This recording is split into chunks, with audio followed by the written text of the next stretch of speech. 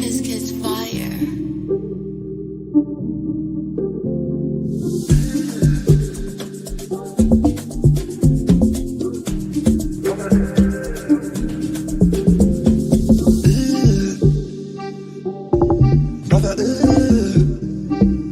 What's that? What's that, brother? What's that? What's that, brother?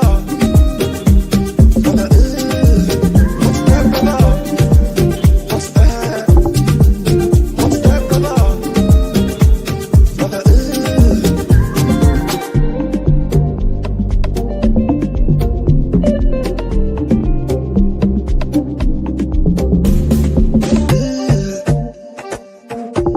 Brother, what's that? What's that, brother? What's that? What's that, brother? Brother, what's that, brother? What's that? What's that, brother? Brother,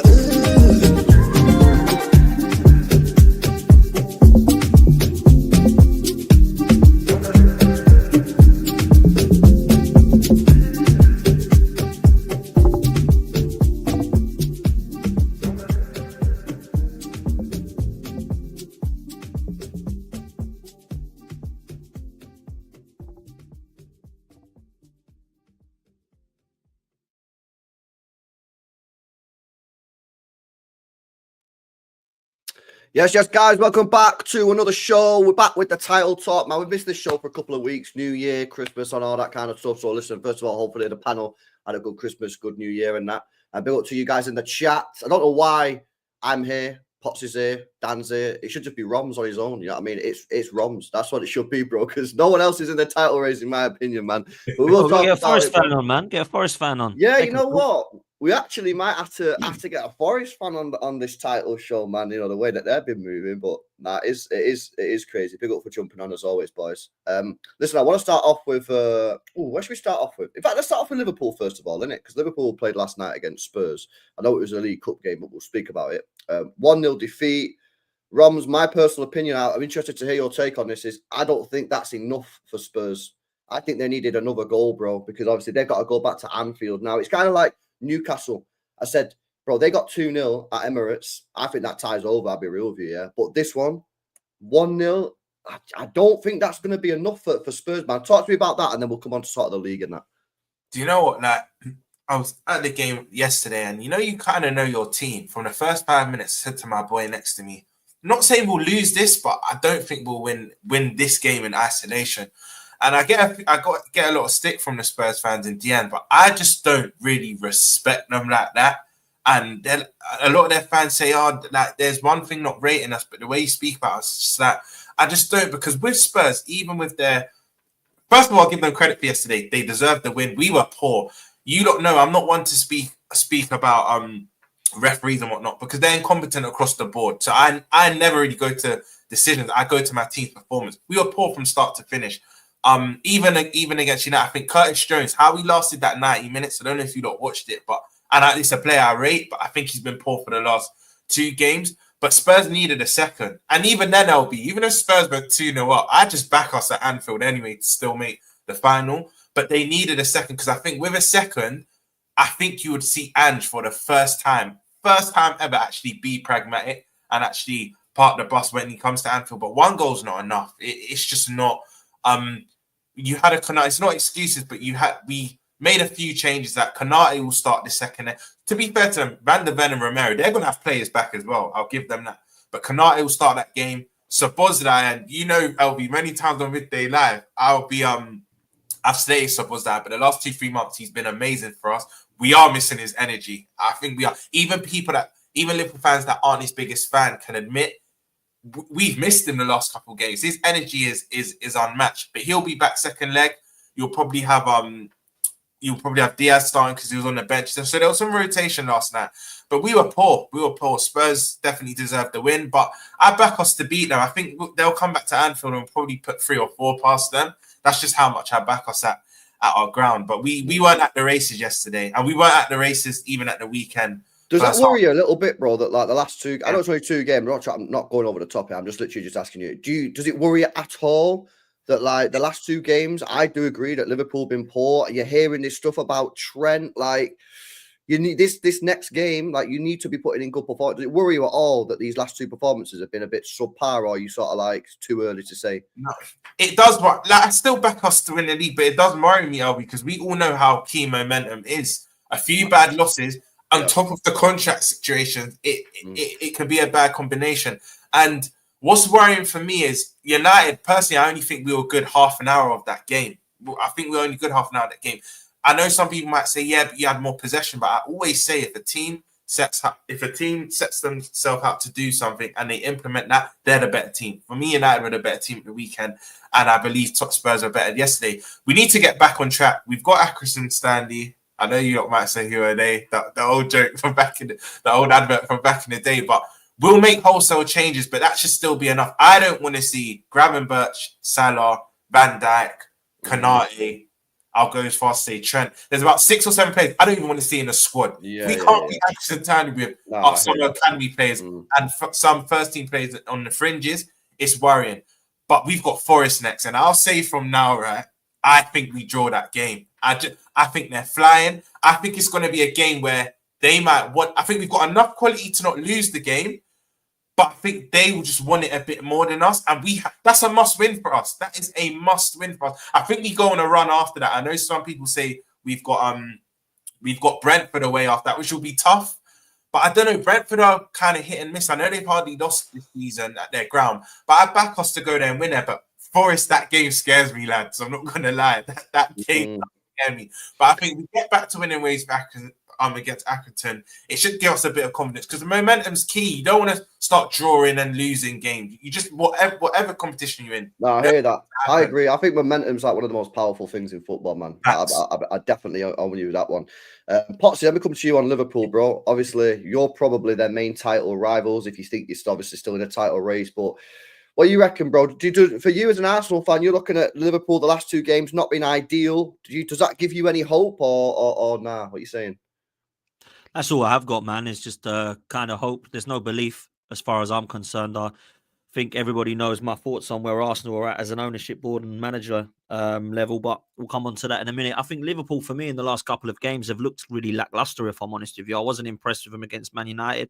I watched the game yesterday and I couldn't quite believe what I was seeing. I mean, Tottenham have got a depleted backline with Archie Gray playing in it and Bergvall at 18 years old who's boarding out. I don't know. I didn't feel any kind of, I wasn't impressed at all by Liverpool, actually, if I'm brutally honest. I don't know what Rom's thoughts are on this. I mean, look, is it Liverpool just going through a bit of a blip finally in a couple of games? They haven't really been hurt too much by it, to be fair. It's not like they've got spanked 3 or 4-0 in both these games. Or is it coming out at the time where this Salah, Van Dijk and Trent stuff is all getting into their heads and they're all having a bit of a moment in the dressing room? I don't know. Maybe we're all clutching there and it's actually not. It's just a bit of a blip. But it just feels a bit weird to me that the transfer window opens, Real Madrid put in a bid, Trent says, maybe I want to go, maybe I don't. There's Van Dijk and Salah that are putting out tweets. Well, not so much for Van Dijk, but Salah is. I don't know.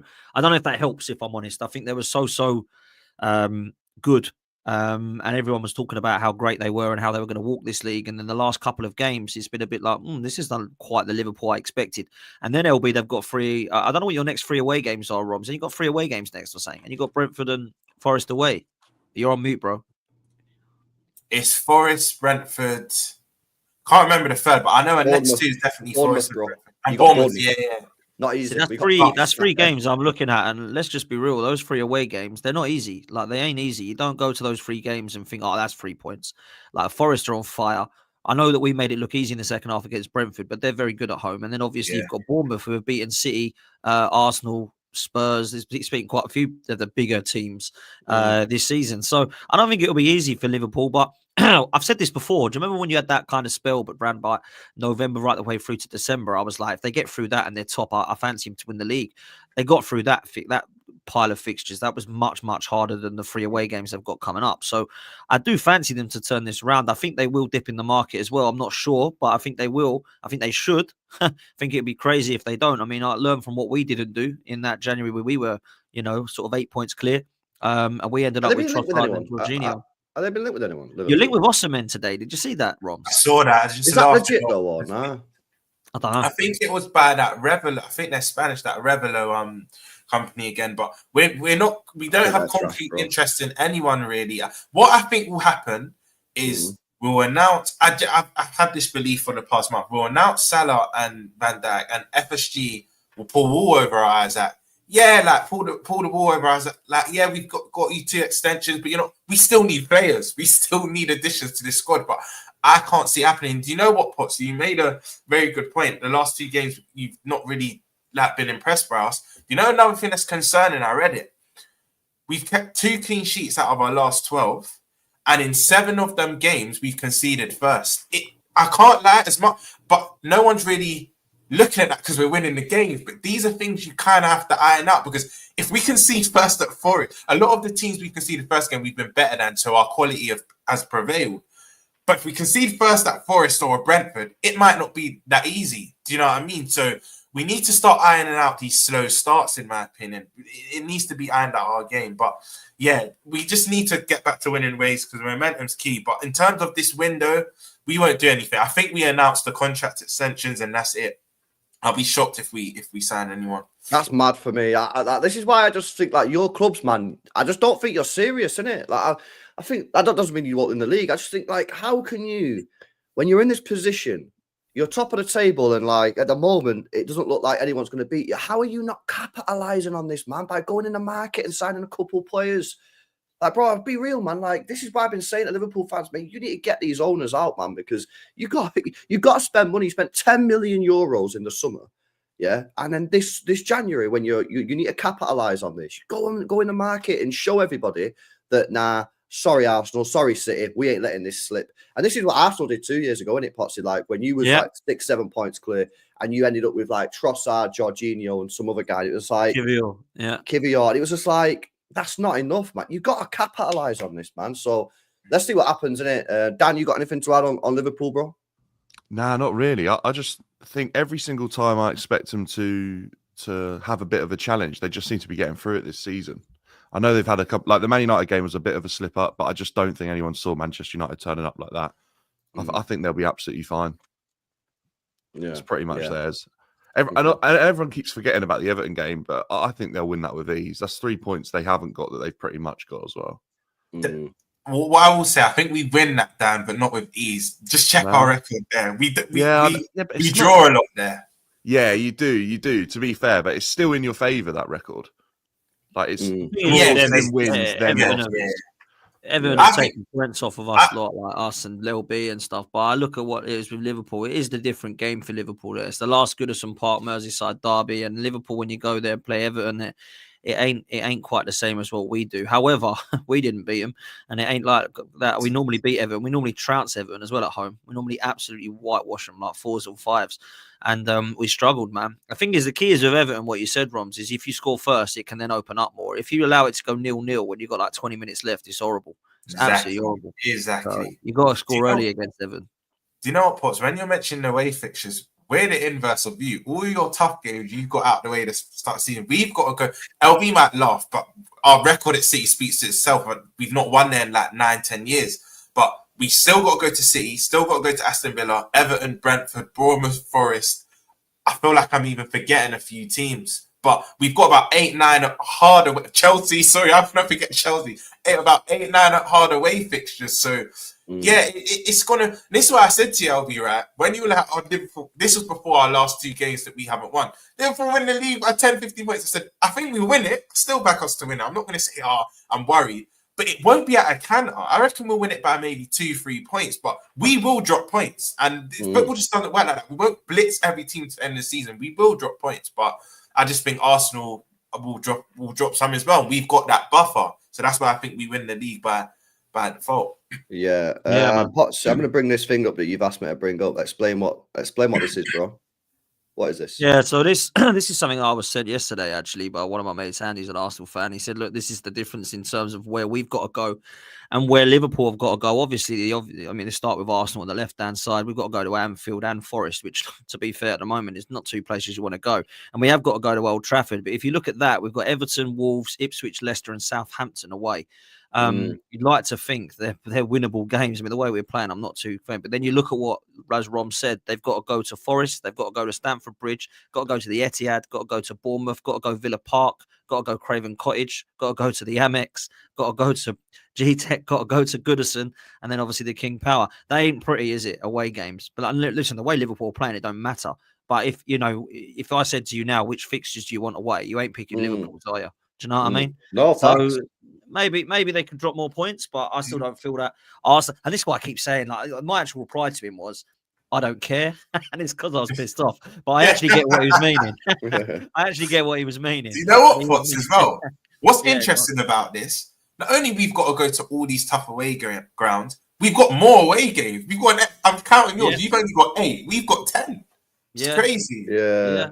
Okay. Yeah, that's interesting, man. Is that Go on, 6 Dan. away games in a row as well? No. It won't be in a row. It'll probably be That's what I was spaced out. thinking. I Yeah. can't No, they've understand got the away. number. I don't know why they've. Yeah, I don't. I think That's it's where they are in the league, isn't it? where they are in the league. I think. Makes sense. That's where they are in the league, man. So obviously Yeah, it just probably shows right, that actually, Arsenal have got like easier teams to play than Liverpool. Do you know what though? Let me flip it. Yes, Arsenal have the easiest team on paper, but a lot of our teams might be on the beach by the time we get to end the season. A lot of your teams will probably be battling relegation and putting their Great point. It's a great hearts point. in the line. So it can go both ways. All I will say is that Arsenal fans that have been putting this out there, don't go and lose to those teams down the bottom. Then, if you're putting out stuff like this, Yeah, that's all I'm exactly. saying. That's all I'm saying. All right, then. Well, let's come on to Arsenal then, bro. Yeah, man. Listen, I'm noticing from like an outsider a little bit of a change in terms of the way your fan base is acting. I'm starting to see top gooners, as they called some of them, start to maybe doubt this whole process, calling out Arteta, calling out the signing, saying this is not now good enough, that they've waited long enough, and some of them are starting to change, bro. What are you sensing, man? Are you starting to see that as well? That like people are starting to change and call out Arteta, mate? Because I can't lie, bro. Like I seen a tweet last night. I think that Leah's put it out that like if you lose this weekend against United, like bro, like it's very unlikely that you're going to win a trophy this season. So your season's almost over in January already. Which this was the season, man, that you was meant to be winning stuff. Talk to me, bro. Yeah, facts. People are starting to wake up, and it's only a number of like years before you can be asleep for so long, isn't it? Really, let's be honest. You know my thoughts about the ownership and the board. I don't think they're serious. I think you've just hit the nail on the head about FSG. I think Kroenke's are very similar. I think they will go through the very, very similar process of we will try to find internal solutions. Could we go and get a proper winger? No, you can have this lad from Chelsea who 48 hours ago has become available if you want. That's basically how we work as an ownership and a board, right? I say the board's depleted right now. Edu is gone. We've got Jason Ato, who's interim. We've still not got a sporting director, and the January transfer window is open. We're 9 days in, nothing's happened. And then you go to the manager, where I think a lot of people are now starting to question him. And if I'm honest with you, lads, I don't know how people can't, if I'm honest with you. I don't think there's any Arsenal fan that's the most positive of positive that can say when someone says, cool, I'm starting to question him. How can anyone lose their head and go, that's out of order? That's bang out of order. Look at what he's done. Well, people do that. I've seen it in your fan I base. mean, we saw it on Tuesday. Me and LB were getting absolute pelters in the chat. You two are talking crap. This guy's a genius. And I'm thinking, hang on a minute. Like, this guy's not a genius. This guy's been here for 5 years and he's had £750 million to play with. He's put a team together that without Saka last night, or 2 nights ago, was our strongest team. And we were a mess, mate. Crossing the ball in, crossing the ball in, crossing the ball in, crossing the ball in. That's all we had. Defensively, we're supposed to be absolutely stacked and better. We're worse. We're leaking goals for fun. Our midfield is the most imbalanced midfield in the whole of the league. And we have one of the worst attacks. I'm not sure about that, bro. I'll City challenge you on that one, bro. I'll be real with you, man. Yeah, but we're not far off from you, mate, in our midfield. Trust me, we look an absolute mess. He's destroying Declan Rice, £105 million. He's trying to turn him into Cesc Fabregas. We've got a front three at the moment that really consists of Bukayo Saka, who's now injured, and that's it. We're now done. Ethan Nwaneri was the brightest spark. What, 17 years old? Get in the bin, man. Trossard's fallen off a cliff, a player I like. Martinelli's fallen off a cliff, a player I like. You've got Kai Havertz, who isn't good enough in the 8, who isn't good enough in the 10, who now starts to play on the 9, but then the other night was playing on the wing. What the hell is this guy doing with him now? And we still now need a number 9 and a number 8 and a number 10 and another winger. So this guy's trying to basically be a versatile guy. And all he can do is really just stand up front and hope the Saint gets on his bonds. And when it does, he closes his eyes. Anyone see that header that he missed, by the way? Yeah. Was it even a header? Was it shoulder? won it. I don't know what he did. Sure. Well, you can't do anything when you close your eyes, can you? I mean, that is just embarrassing from what I saw. So I sat there with my dad and I just said, I'm bored. I mean, if anyone's got a Kindle that I can download a book for, I might do that when I go on Sunday because it is the most boring football I've ever seen in my life. And people told me and had audacity to have a go at me 3 years ago when I suggested about bringing in Diego Simeone or Carlo Ancelotti or Simone Inzaghi or even Conte before he went to Spurs. We don't want that manager. They're boring. It's not like Arteta, Pep, mate. It's boring. Well, what is this we're watching? This is crud. Yeah. Can I ask you a Don't give me question as well, absolute Potsy? crap. Like, why am I seeing serious question? A bit similar to what I asked Roms. Why am I seeing in the media now that apparently Arsenal are not making any signings this January? Well, David Ornstein from the Athletics come out saying they're going to try and work with internal solutions. How did that work with Ødegaard when he got injured then, people? How did that work, yeah? Yeah, now we've got Saka out. Internal solutions is Sterling, who's just come back from injury. Waneri's now out. I'm being told it's 6 to 8 weeks. So why are we in a position? That's what I'm being told. So we're in a position right now we have absolutely nothing. And we're still going, well, wait till the summer. We spent 70 million euros in the summer. What the hell are we talking about? We've got loads of money there. I'm being told by people that know the club more than me, I don't do maths or finances, that we are absolutely nowhere near PSR. Nowhere near. Not like, oh, we're on the brink, we might have to sell before we buy it. Nowhere near. And I'm being told that, we probably won't do anything because there's no one like we want. And I'm thinking, hang on a minute. Okay, you might not want Brian Mbeumo, but he's better than what we've got. You might not want Cunha, but he's better than what you got. You might not want Victor Osimhen, but you might well go and release the clause because he's better than Havertz and Jesus. You might not want one of the midfielders that we're being linked with, but go and get him because he's better than what we've got at the moment. So, I don't know, man. There's a lot of Arsenal fans actually are the opposite, and they're like, don't give him another penny. And I'm like, well, we're not going to strengthen then. Yeah, but the thing is with that is like, he's clearly not getting sacked anytime soon. 100%.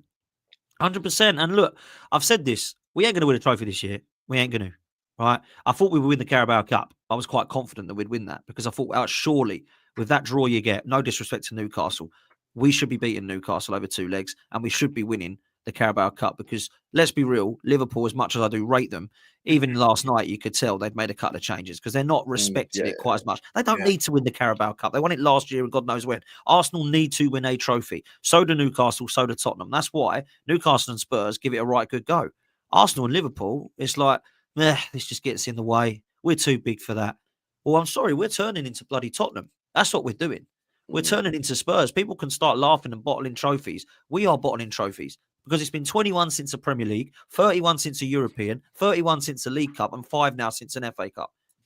Now, every single time I was growing up, we only ever went 7 years in my time growing up without a Premier League trophy. It's been 21 now. 21. And for the club the size of us, there is no way we should be anywhere near 21. And I'm sorry, mate, but he is really on thin ice now. Now, but the thing is, just lastly, he's not on thin ice with the Kroenkes, by the way. No. He's on thin ice with the fan base, but he ain't on thin ice with it. This guy is staying here for another 3 years. And I know for a fact he's got this contract, which a lot of people have said he's signed already. Some people are saying he hasn't. It's saying that he is the second highest paid manager in world football, this guy, on £15 million a year. Only Pep crazy is ahead of him, and Simeone's close. That's it. Now, what have Simeone and Pep done? The managers, by the way, that are underneath him are the likes of Carlo Ancelotti, are the likes of Xabi Alonso, who's actually won trophies, are the likes of Simone Inzaghi, are the likes of Diego Simeone, Thomas Tuchel, Antonio Conte, Jose Mourinho. The list goes on. Winners, proven CVs that says, I can win, but we don't want to go for that. We want to get this guy another contract. I pray that we get to May and we win something. If we don't, and this guy's still here, I'm not coming for Arteta. Ain't him. He ain't the problem. It's the people above him. Yeah. It's the people above him. I hear that. You know how you said you wouldn't win anything this season? The only thing I would say, because I think City, Liverpool, Chelsea, Forest, Newcastle, I've seen all of our ties. We should go through. So they're still going to be, by the way, go through an FA Cup. But I never write you lot off that. And I know you're going to say that's not enough to suffice a good season because you should be winning one of the big two. You know what, Ron? I would say it is enough if we're challenging you. Let's say we take you to the wire, and I don't care if and then win that. Yeah. I mean, win the FA Cup, I'll be cool with that. I'll say, do you know what? He's got close again. He's won the FA Cup. Fair play. But when it gets to, oh my God, he's won an FA Cup. We've come 15 points off of Liverpool. I don't think he should stay. Yeah. But I'm just saying, I think that's a trophy. There's a reason why you've won it the record most amount of time. That's a trophy I never write Arsenal out of. the FA Cup. So when everyone's like, Arsenal won't win anything this season, yeah, maybe not the big two, but I never write you off the FA Cup ever. What would you? Can I ask you three what you would? Because you're not attached to Arsenal. I'm emotionally attached to it, and if I'm honest with you, I get over the top of it sometimes, perhaps. But we all do, bro. We all do. Yeah. What would you three do? Look, like in the scenario that we win something, you keep him, or in the scenario we don't win something, like what keeps him in the job, and what do you think would you believe? He should I think first of all, if he doesn't win anything this year, I think for me he's got to go. As an outsider, he spent 750 mil. Yeah, he bottled the top four 3 years ago. He bottled the league 2 years ago. Didn't capitalise last year. Still didn't win anything. If he doesn't win anything this year, for me, honestly, I really feel that like if you're still backing him as a manager, I think you're more of an Arteta fan than you are an Arsenal fan. In my opinion, yeah. If he wins the Carabao Cup and finishes second, you know what I mean? Is that enough? Maybe it's enough to give him another year to try and go for the big one. He's just got to win something, bro, for me. You know what I mean? If he wins something, even if it's just a Carabao Cup, I hear it. You know what I mean? I don't think that you need to be saying, get him out. But if he doesn't win anything, I just don't see any way that you can justify keeping him again when he doesn't win anything. Like that is the aim. You're Arsenal Football Club. You're meant to be winning trophies. It's been 4 years now without a trophy in it. So that's my point. That's where I'm at with it, bro. I don't know, Dan, what were you saying? I feel a little bit for him because I don't think he's been fully backed. I think the way Edu worked, obviously, with building the squad, I actually don't think it's been good enough to challenge the likes of City. I just don't, and potentially even Liverpool, because I think Liverpool, maybe their starting 11 is still a level ahead of Arsenal's. But I think we've seen that when Arsenal have lost their best players, the squad's just too shallow. They've let players go for in the end, good money, but they haven't replaced them. And I just think that actually if Arteta had been given a number 9, maybe his Arsenal side would be here this season. If he'd been given players that were good enough to replace Odegaard when he got injured, or if he didn't have Rob Holding a few seasons ago, he might have had that trophy that he's been so close to getting. But I agree, his squad is currently good enough to win something. To go full focus on the Prem again and not win it, that would be failure for me. Again, I think for Arsenal and Arteta. I think Potts was spot on because I didn't think, as much as I'm not attached to Arsenal, I didn't see it from your perspective, right? I think if Arsenal win the Carabao FA Cup, but then are second with like a 10-point gap, finish second, then I agree with Potts. I still think he might have to go. I know some people might say, but he's won a trophy, back it, give him one more summer to back him. But I just feel like we've seen if you win trophies, it doesn't necessarily mean you're progressing. You saw it with United. You've seen it with many clubs. I feel like Arsenal would to keep Arteta from outside looking in. Arsenal would have to win a trophy, and like Potts said, take us to the wire. Make sure you're in it to win it within the last day of the season. I think if they're 5, 6, 7, 8 points behind, I don't know. I would probably get rid of him because I don't know how much further he can take this Arsenal team, in my opinion. Yeah, I think he's potentially taking it as far as he can. And what makes me laugh is we still haven't bought a striker in 5 years. And this is the question I can't answer. Easy. Yeah, this is the question I can't answer. Why? Is it because he doesn't want one and he wants Havertz as the false 9 or Jesus as the false 9? Or is it the other option that the Cronkies aren't prepared to stump up any more cash for a striker because they've already spent 105 on Rice and God knows what? And I don't know the genuine answer to that. I really don't. I would believe it would be crazy for people to go, do you want this striker? And Mikel goes, no, thank you. I don't want another brilliant striker. Thank you. I'll be amazed if that is the case. However, I just don't know why we haven't by now. And the other thing I'll say, he's had 31 players that he signed, right?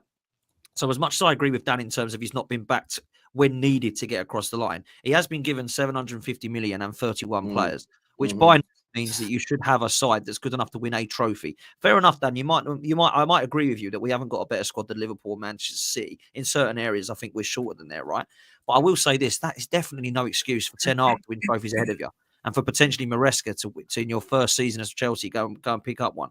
So, real talk, man. I'm not in a position at the moment to have too much sympathy with Mikel Arteta because I don't know what style this guy's trying at Arsenal right now. I don't know about you guys. I watched Arsenal 2 years ago and last year, and we were scintillating in parts. Yeah, we haven't been for a long time, mate. We're playing this boring style of football. Okay. This season's been really poor. You've definitely regressed in the way you've been playing 100%. Football. Do you know what, Potts? Yeah, you said you've not signed a striker, but I remember when you signed Jesus, maybe not necessarily yourself, but a lot of your families did say this is the number 9 to come in. But if Arteta did see him as the number 9, there's a misprofiling problem because LB will tell you his best City season came from the right. Correct me if I'm wrong, LB. And there's many games when he played on the right and he terrorized us. He terrorized us. I told Arsenal fans, when they signed Jesus, I said, listen, he signed a great player because Jesus is a great player, but I think his best position is on the right wing. Why? Because if he can't, thing is with Jesus, he can't be a striker consistently because he'll go through these patches where he'll score goals and then cluster. He's a cluster striker. He'll go through 4 or 5 games of scoring goals, and then he'll just go 10 games without scoring. It's like, you can't have that. But listen, I do want to move on because I want to speak about Chelsea as well. Smash these likes up, people, if you've not done so already, man.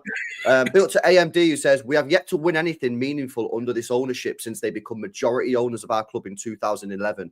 14 years of mediocrity under this ownership. Nothing will convince me otherwise. It says AMD, so obviously he wants them out, which is fair play, really. When you put it like that, it is, man. black and white. It is. It's legit, man. They came in 2008. They got majority ownership in 2011. They've now got total ownership, and they've still yet to win anything major. And if you look at where we've been, this 21 years without a trophy, they have been here for the majority of it, and we've got no Premier League or Champions League. The needle's barely moved, Dan, hasn't it? It's barely moved. I couldn't believe they've been there that long. Well, I seen it as well. I knew these guys weren't. I seen it like a month ago. Arsenal looking at potentially increasing the size of the Emirates. What, you fucking what? How about fucking win some trophies first, bro? And say, like, that's what the priority, bro. Yeah. The priority is let's get more tourists in. That's the priority, bro. They want more money. Let's get more money. It's like, bro, you need to win something, man. Yo, big up to my bro, our Dash as well. Says our away form actually been better than home form. Quality drop off when. Yeah, this is true. Who's IK? This is true. Here we are. Oh, is he talking about Liverpool? It'd be Canate. Joe Gomez, not starting is big. I think we might have conceded at least 2 when Quanta starts. Big up, people, says our Dash. I told Roms at the start of the stream, bro. I think 1-0 for Spurs ain't enough in that tie, bro. I'll be real with you, man. I agree. Yeah, and big up to Nick as well. Says the delusion is rife in North London. Says Nick with the 2 there. All right, man. Well, let's turn our attention to Chelsea, bro, because I can't lie. Yeah. Volatile football club, mate. About a month ago, everyone was like, yo, Chelsea might win the league. Now no wins in 4 Premier League matches, bro. Dan, what's going on, mate? Maresca, I've seen a couple of Chelsea fans say that he needs to improve his tactics or whatever. What's going on, man? Yeah, mate. I just didn't see that coming at all because I thought he turned a corner. He made a couple of mistakes early on in the season. I think they were like tactical errors. He went away from them. We looked like we would be potentially good enough to go, maybe not go the distance with Liverpool, but be in the conversation for a while. Then December, the festive period, was just an absolute nightmare. Maresca went back to things he tried at the beginning of the season. He said he doesn't trust his squad anymore. He stopped using his substitutes. He said the team were tired. He got outdone by managers that are at clubs further down in the league than him. I mean, Marco Silva embarrassed him with Fulham. It was really bad that day. Everton obviously was a tricky game with the weather and exactly what you guys were saying earlier about Goodison Park. And then, I mean, the Ipswich game was an absolute joke. And Palace, second half, we really weren't in that game either. So, yeah, look, Chelsea, I think, have spent a lot of money on a squad. And I think maybe we're seeing now that some of these players just aren't going to be good enough. They're not going to be trusted by the manager. Who's not quite good enough, do you reckon, then? Give us some names. Well, we spent 30 million on Dewsbury Hill and he's already been linked with a move away. What was that all about, That's just what I mean. It's just crazy. I don't get it. And Kunku obviously cost a lot of money, but he's been completely misprofiled in this squad. They decided he wasn't a number 9. Jackson, obviously, the form's just dropped to the face of a cliff. I think we're seeing players like Madueke are obviously being questioned by Maresca if their attitude's right. Mudryk has obviously been removed from the squad. Defensively, we've lost Fofana for the season, more than likely. I know he's saying it'll be 6 weeks, but we all know his injury history. And Badashile as well is another one who's got long-term injury. So Chelsea's squad's looking a little bit frail, considering how much it was being praised at one point during the season. So, yeah, look, I think there's room for improvement. I think there's room for Chelsea still to get better. But I do think additions are still going to have to be made, which, in my opinion, after we've spent 1.6 billion, no matter how much we've sold, I just think that's just not good enough from the sporting directors. To be What, honest, what with is you. it though, agree. Dan, I'm with with you, with your Chelsea fan base? This is what I don't understand, right? Me and LB get it quite a lot when we do straight facts, right? We get cooked in it, Dan. Like, Oh my God, seen man. it. Your I've fans are seen so sensitive, man. It's incredible. And you'll say, and me and LB will sit there and we'll be like, this is what I think wrong with Chelsea. I think it, because me and LB don't care. We quite happily watch Chelsea fail. Do you know what I mean?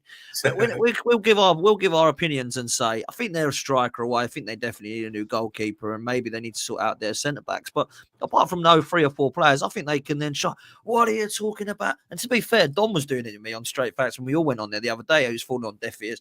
I said, this Jorgensen and Sanchez both need upgrading. You can't have a go at Jorgensen. He's not been the problem. He's been all right. He's not that bad. All right, keep him then. He's your new Petr Cech. I don't know what these guys want us to say. I don't understand this. And then you look at your Badia Shield and Fofana. Shock, they're out again injured. Like, you've got to go and get another centre half. Like, it's quite clear. There's only Tosin and Colwell. That's basically it. We've got ain't enough. So I look at it and I think, man, we just question these things, and all we get is back is, no, it's not in the problem. This Enzo, oh, he's starting to play better. About. See, I always told you he was world class. You just didn't listen. Whoa, it's Do you just know mad. what? Do you But know he what? was, Hang on a like, minute. he wasn't This is for a normally year and a Arsenal half, fans though. doing this, man. Yeah. Like this. Do you know what, Dan?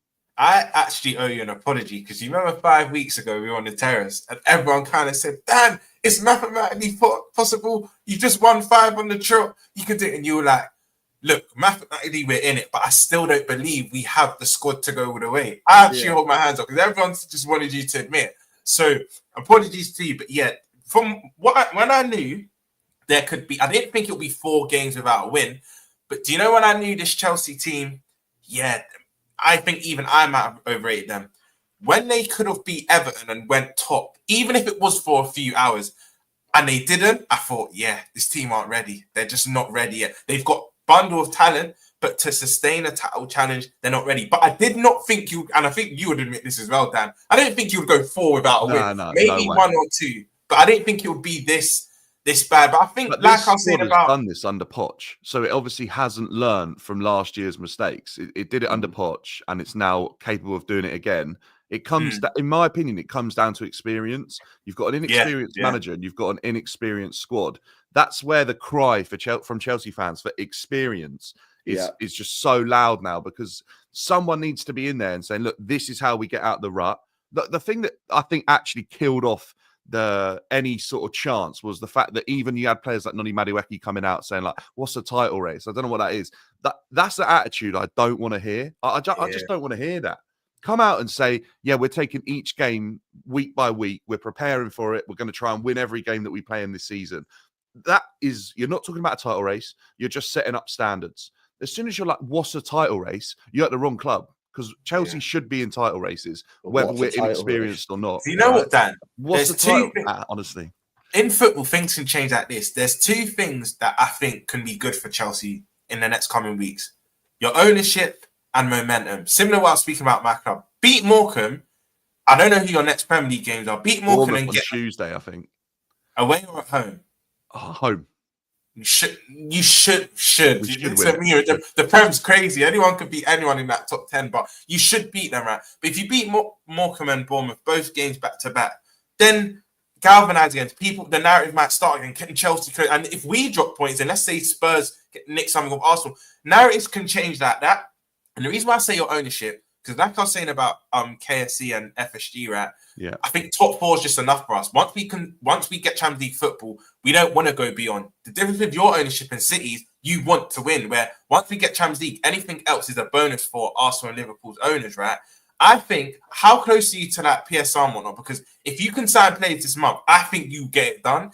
Sign a few players, galvanise the squad, get a few wins. Your ownership and momentum can change the narrative like that again. It's not all doom and gloom, but yeah, I don't think you're winning a league though. But you can pick up that form again, 100%.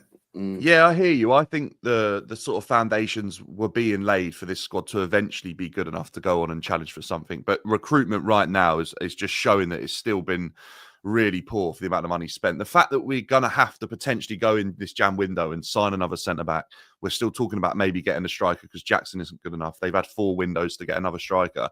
All our stories, Liverpool, Arsenal, Chelsea, they're all starting to sound a little bit similar. And you know what I think it is? They're all American ownerships, and I think they've all got a very similar model.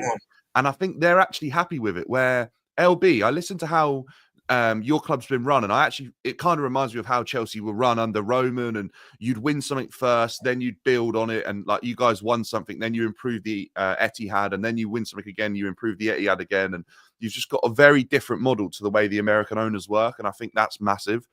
I think that just shows that you guys are more hungry. Look at the business you're doing now. You're really loud in Jan. You're getting linked with like 3-4 different players. Chelsea are obviously in need. Liverpool are in need of strengthening. So are Arsenal. And it's very, very quiet. But the thing is, the only thing I disagree with you, Dan, is I get we've all got American owners, I think, bar City, but you've seen with Clear Lake, their intent is to win.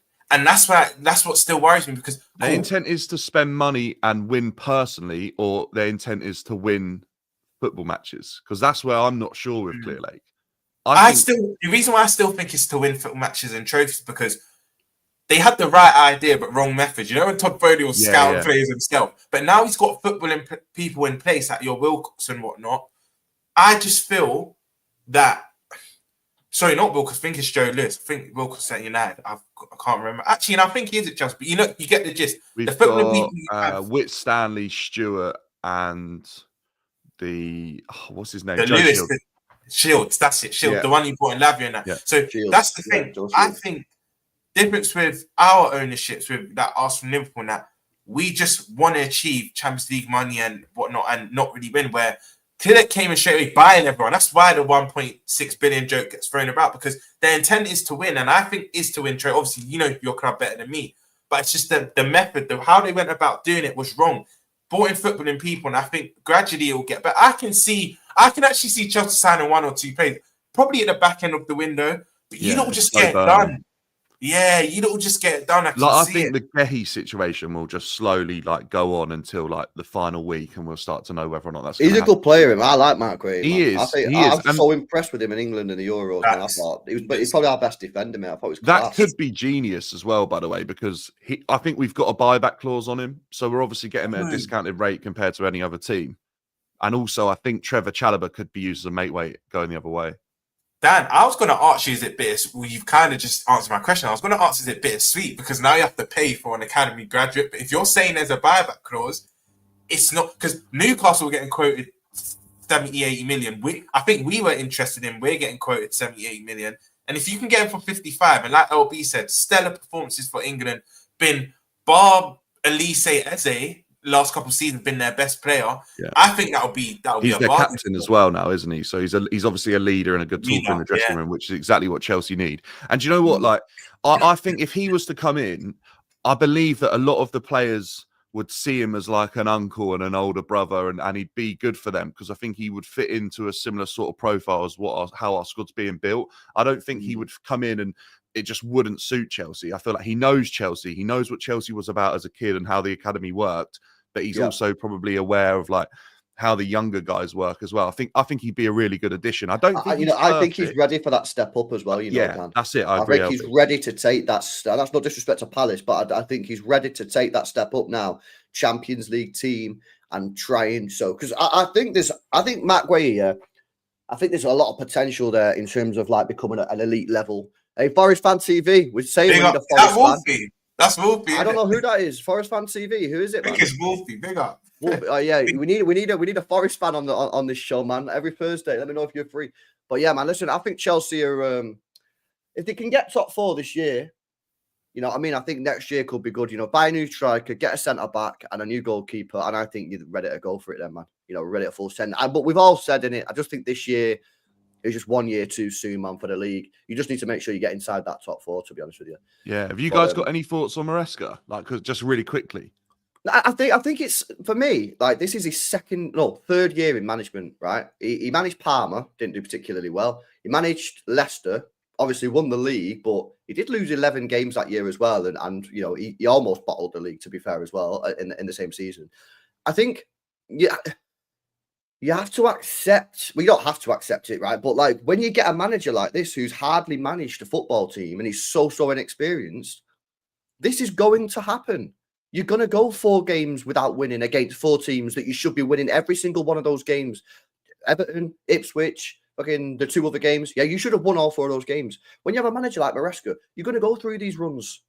So, you know, if you're unhappy with it, my frustration as a Chelsea fan, if I was a Chelsea fan, wouldn't be against Maresca. It'd be against the board, because they know that if you get a manager like that, he's going to make errors. He's learning.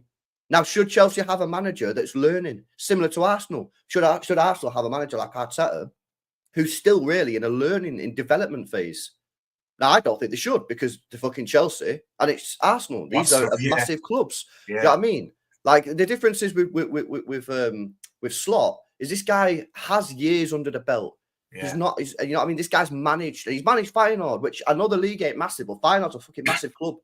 Yeah, it's a huge club, Feyenoord. So he's got that experience of coming in. So I just think that Chelsea, if you just got to accept it, bro. Like, well, if you back Maresca, you've got to accept it, because he's going to make mistakes, bro. Just as a young player would make mistakes. Do you know? My answer to your question, Dan. I feel like Maresca's overthinking everything, because Disasi is awful, and the fact you had 3 fit right backs in James, Gusto, and Josh Asham, I think I butchered the name, I can't remember. The fact that you've had 3 right backs, and not only if you start him once, you have a bad game, cool, but the fact you persisted to start him again, and it was to your detriment, that's crazy. For me, I just feel like he's overthinking. Even Gusto inverting, that's not his forte. I think most Chelsea fans will agree he was good at going forward last season. He's always on been the a overlap, delivering crosses. Exactly, and he's not even doing that this season. So, but I think that's an instruction, and then that goes back to Maresca. So I think he's just overthinking things. I just think with football, the narratives change quite quick. If you just win games again, you'll be loved again. Can Chelsea win the league? It just narratives get changed like that. But he just needs to stop overthinking, in my opinion. He's doing too much. He's doing too much. Okay. All right then. Well, listen, let's see what happens with Chelsea. I want to come on to City then for the final part of the show. Guys, make sure you are smashing up these likes if you've not done so already. Make sure you guys are subscribed to the channel as well if you're new. Over 2,000 people watching, man. So make sure you guys are smashing these likes. So make sure you give us a follow as well. But Manchester City, boys, a real club, yeah?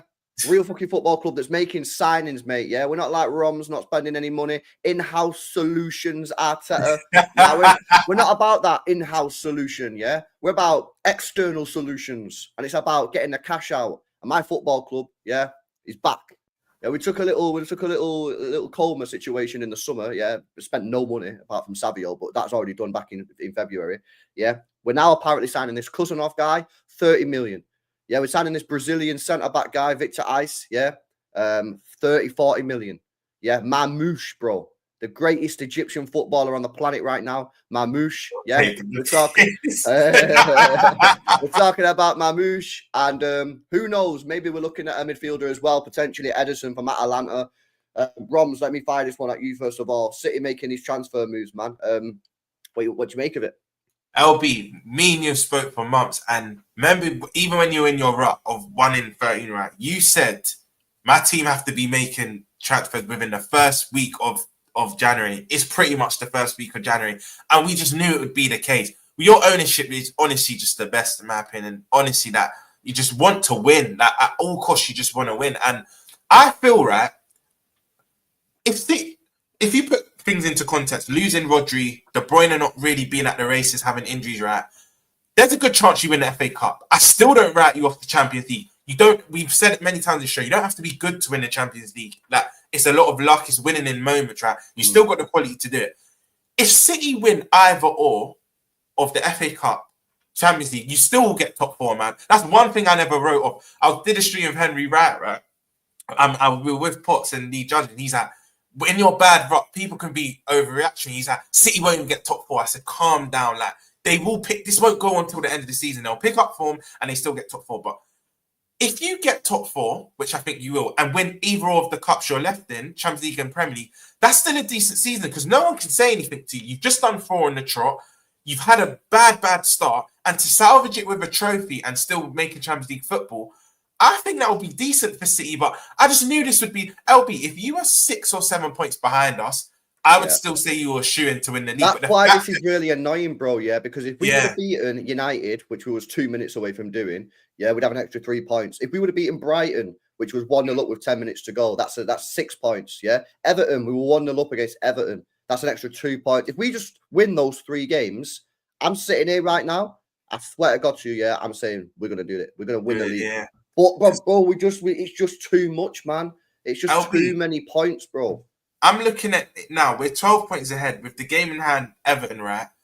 Let's for example, hypothetically, let's say the Everton game was this weekend and we beat them. We go 15 points clear. That you're relying on us to lose 5 games and you have to win all yours to the end of the season. It's the deficit's too big. It's too I much. just worked it out. It's Yeah, your too much. maximum points as City is 88. So Yeah. I just don't think that's going to be enough to win a Prem title, is it? When was that last enough to win a Premier League title? And the thing is, as well, we're not going to win all the games. So yeah, we'll probably get 80 points. Roms, just to let you know, you could be Centurions. You could still get 100 if you go unbeaten. Do you know what, Dan? It's funny you say that. I actually think the Premier League winner wins the league this season in the 80-point region. I don't think no one hits that. You think City could do it? No. I didn't. Whoa. I didn't say City. I still think we win the league. But Right. I just think this season, is it just me? It's the maddest season ever. Like, Yeah, I feel like any of the top 10. There's a lot of seasons where I know you get the cliche saying anyone can beat anyone, but I genuinely believe that within the top 10, anyone can actually beat anyone this year. And I just feel, I think the Premier League winner wins it with I don't think you see the 90-point mark for the winner this season. I genuinely don't. I think we win it, and I think Liverpool probably win it between 85 and 88. I don't think we amass 90 points, honestly. I just think everyone, Arsenal and Liverpool will drop points. Big up Wolfie, Forest will drop points as well. Newcastle, Chelsea, everyone around will still drop points. That's just how it will be. But yeah, if City can still win a cup, finish top 4, with the context of how their season started, I still think that's a very good. And you can't really ban at them saying, "Oh, you've not won the Champions League or Prem." You just done 4 in a row. Like, you can't really say anything. That's what I'm saying, man. If we manage to like win a cup, either the FA Cup, I mean the Champions. If you win the Champions League, that's an elite season, regardless of what you do in the Premier League. That's an elite season. If we manage to win an FA Cup, and finish in the top 4, given what has happened over the last couple of months, I'll take that, mate. I'll take that. If we're still picking up trophies in our worst season in the last 8 years, bro, I'm taking that 100%, man. So we'll have to see, man. But like these signings are interesting. We still need a DM. We have to get a DM in, man. Like I don't know who we're gonna get. Maybe we're gonna go for this Edison guy at Atalanta, but we'll have to wait for Atalanta to fall off first, man. But I don't know, man. I don't know. It's interesting times. We just need to get in that top 4, mate, because obviously Champions League is massive for the finances, isn't it? And you know what they're like. All these clubs now, they want the money in it. But yeah, I don't know. What do you guys make of this Marmoush guy? Yeah, you think that's an interesting signing for City? Yeah, I got grilled on the terrace the other day, but I kind of let everyone speak about him, and no one had really watched him, and everyone was saying like, "Oh, he's a bit slow, and he's not that quick, and he ain't that." And I was just sat there like, "Nah, I watch Bundesliga highlights every week. Yeah, this guy looks quality. He's electric. Honestly, the way he can whip a ball, by the way, like the venom in his right boot is just unreal. Do you know what? I was trying to think, what kit do I see him in? And I honestly think in a Man City kit, I can just see it. Like, I just think it fits, actually. I think he'll be quality. And he's absolutely rapid, by the way. It's just whether or not this is like, he's finally like just found the perfect amount of freedom he's allowed to have in a Frankfurt side, where Topmüller's just like really getting the best out of them lot at the moment, because I think they're like 3rd or 4th in the Bundesliga. They're doing really well. But I think he's good. By the way, 80 million is probably, if that is the price that he costs for January, because that's what I saw this morning, that's probably a little bit too much. If you can get him for like 50, 60 in the summer, I'd wait it out. But I think he'll be good. And I think the way City have been and the way you've kind of changed things in recent games, I think he's the type of player that would suit you going forwards. Because I think Pep's tried to like pull you away from the opposition's box to try and give you a bit more freedom. We've seen it with Savinho, obviously thriving in recent weeks with a little bit more space. I just think Marmoush has shown at Frankfurt with space to play in. Like there's a clip where he goes past the Upamecano, and he absolutely dusts him. Yeah, I've seen it. If he gets any team on the high line, like imagine you got him and Savinho. Oh, I think it'd just be unreal. Where's his best position? Probably an inside sort of 10 role on the left, I would think. He's not an out. That's where I'd play him. So I'm looking at this as like for next season, obviously. If you could have a system sort of like Savio on the left, Haaland, maybe Bob on the right, and then could you play Foden and Marmoush with Rodri behind? Yeah, Something I like that. definitely think you could. Because I've said this, like, with the way City, I think we actually spoke about this ages ago, LB. Like, the way City could play, I think you could easily get an extra body going forward offensively because you're good enough to take the risk because of who your manager is and the players you've got. And I think he would be perfect to be on the left of that side. If you've got 4 players behind Haaland, you could have him and Foden playing a little bit more inside, but still inverting. I just think that would work perfectly. I think he'll be quality. You know, Yeah. Obi, I can't really have because we were probably the first. I'd probably say the first Prem team to have concrete interest in him. But I've not watched much. I've watched compilation and whatnot. But he does look exciting. He does look exciting. And again, your owners have identified. Look, he could galvanize. You know what this signing could be reminiscent of, right? Do you not remember when we signed Luis Diaz in January of 2022 to kind of rival Mane, and then we went within 2 games of winning it all, right? I think this will have a similar effect on City. It'll be like a catalyst to getting that winning run. Again, it will probably galvanize. So something fresh. When you have that new signing, professionals have spoken about, when you have a new signing that comes into the dressing room, it just lifts everyone. It's a new face. You know what I mean? It kind of just lifts the dressing room. So I think it's quality. And I don't even know the 2 other guys you mentioned, the Brazilian guy and Cameron or whatever guy LB. But again, City rarely get it wrong. Rarely. I know there's a few that haven't worked, but you rarely get it wrong. So I'm just going to assume they're good anyway. I saw Ola Aina as well this morning as a link. I saw that as well. Yeah, I spoke about that last as well. Yeah, listen, the thing is, I like him. He's out of contract. Is that true? Yeah, he is. Yeah, he's out of contract this summer, man. So apparently he's in contract talks, contract negotiations. Yeah, Wolfie's not going to like this, but apparently he's in contract. He's in contract negotiations right now with Forest. He's out of contract, but from what I've seen of him this year, I really like it, man. Yeah, he looks cool. The only thing with someone like Ola Aina is he's spent like his whole career being profiled as like a right wing back in the back 3. Like obviously at times Forest have played back 4 this season, but you know, like at Torino back 3, at Fulham I think back 3, at Chelsea back 3 under Conte, at Forest obviously back 3 for the majority of it. Like where does he fit in as an actual right back? I'd be interested to see whether or not you know what, he's good Dan, and you'll know because he come from your academy, right? His pro, it's weird because I get what you're saying. He's normally been in the back 3, but he's so versatile. He just looks whenever I watch Aina play, right, he just looks comfortable wherever he is. He's even come out and said himself, he's played left back, he's played right back. Yeah. I just think he's one of them footballers. Do you know them footballers that are like a jack of all trade, kind of like a master of none, where you give them any role and they'll do it to a certain standard? That's Ola Aina for me. So I think he will go into a right back role or even left back role quite seamlessly. You know, and do you know he's even chipping in with goals? He scored 2 long range efforts this season already. So I think he's quality. Yeah, just to be clear, because I think people are getting confused in the chat. When I talk about back 3, I mean there's 3 centre backs. He played right wing back, left wing back. I don't mean he was a centre back, by the way. I knew what you meant. Yeah. I think maybe listen. The links are like pretty early days here, so I'm not 100% sure like what's going on. It's probably not going to happen, right? But if this is legit and City are looking at him, I think what they might be doing is looking at it, going, okay, well we need to spend, because obviously City need to do a massive rebuild here. So they look like they're going to be spending 60 million quid on these 2 centre backs. They need a centre mid, which is going to cost you probably 60, 70 mil. They need a new left winger. That's probably another 50 to 80 mil, depending on who you get. Marmoush 50 mil. They need probably a first team experienced centre back, like, because obviously the 2 guys that we're buying are young. That's probably going to be another 50, 60 mil. Maybe what they're going to do is go, if we can get Aina in, we'll probably be able to get him in for 15, 20 mil because he's out of contract in the summer.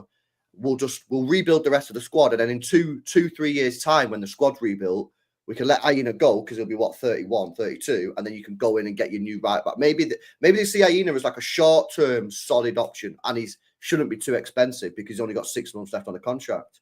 But here's the thing, if I was Forest, I wouldn't sell him. But they ain't got a contract. They haven't got, like, they're either let him go. He's basically their Trent. Like, if he wants the big move, he can play it out. Do you know the irony? Dan Elbier? You know, I've said for months, I think Trent's the one to go. I'd take him. I'd actually take him, but he's not within our remit. In terms of his price, he would be, but we want, even our left back option now, we're looking at Kirkes, Aït-Nouri. We want to fall back in between about 22 and 25, where we can give them a 5-6 year contract. Because he's 20, I'm not a part of this notion that you hit 30 and you're just washed. Like, you know that FIFA kind of notion, man. You hit 30, you lose value. For me, 28 is probably the perfect age because Trent's only 2 years younger than him. And if Trent does leave, which I think he will, I'll take Aina. I've rated Aina from your academy, Dan, because I used to watch the FA Youth Cup games. He's been quality from young. That, to be fair, like I don't know if people have seen it, but he did that Filthy Fellas pod, and it's actually quality. Like him talking about the how good that team was and stuff as well. But do you know what is well done, right?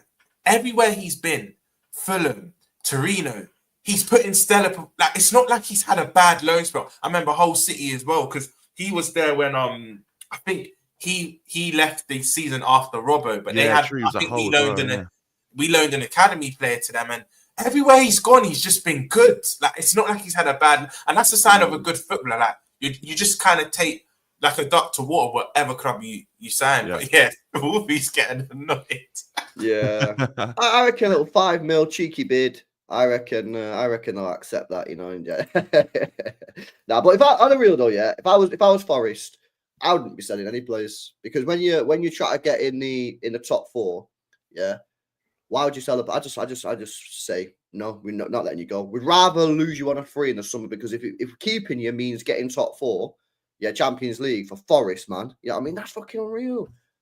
Do you know what I mean? I wouldn't want to know they get it, man. I hope they get it. I'd absolutely love to see them get a Champions League.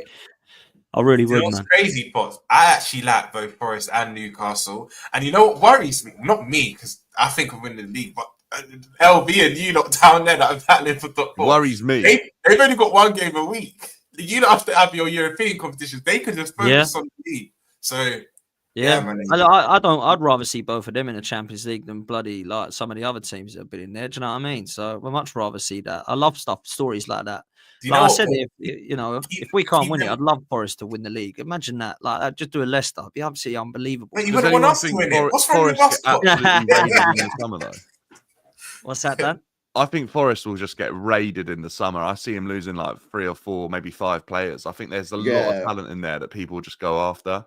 Yeah, Gibbs White, Murillo, Aina, like there's a few. Yeah, I think Gibbs White is one that like a lot of people have not been too sure on for a few years. They've been like, yeah, he's good, but how good? I think for me this season, Gibbs White is like, I think he's another one that's ready to potentially make a move. So. I think there's a bit half and half though with that though, man. Because I look at there and I think, Elanga's already had time at a big club. It didn't work out. Hudson-Odoi likewise. Chris Wood, he's just going to be one of those guys that Forest, I think. It's not them though. It's the Murillos, the Hyenas, the Gibbs Whites. The other centre half as well, Milenkovic. Yeah, you're right. Elliot Anderson, I think's raised eyebrows because he obviously went for a lot of money in the summer and no one said anything about it. And he's been quality for them. Don't get many goals. To Newcastle fans, they were fuming that they had to sell him. He's Yeah, actually a talent. I like Yates. That was an FFP thing, though, isn't it? I think they had to sell him.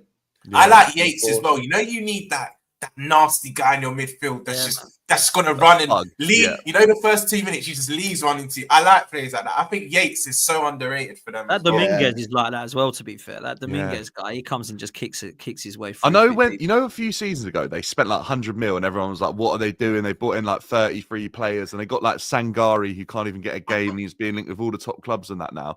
Like, they've actually really built their squad out well. Like this raises the question, right, about whether or not it's just worth taking the points deduction for breaking FFP because they obviously spent all this money. Yeah, they got all these players in, right, and they broke FFP, right, and they obviously got like a 6-point deduction or whatever.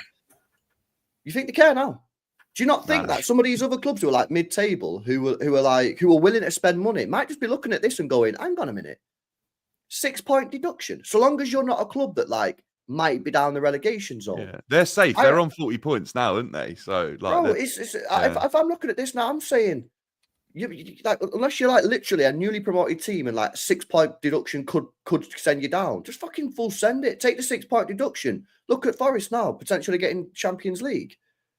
Like, bro, I think this the way PSR's gone now, I think you're going to get a lot of teams and apparently, a lot of people, I know Stefan Borson, who goes on Talk Sport, who talks about FFP. Yeah, he reckons that Chelsea. Yeah, he reckons that the Chelsea owners just thought, "Fuck it, we're going to spend this money. We'll take whatever happens." You know what I mean? And I think Forest have done the same thing. And 6 points, it's nothing, innit? It's nothing.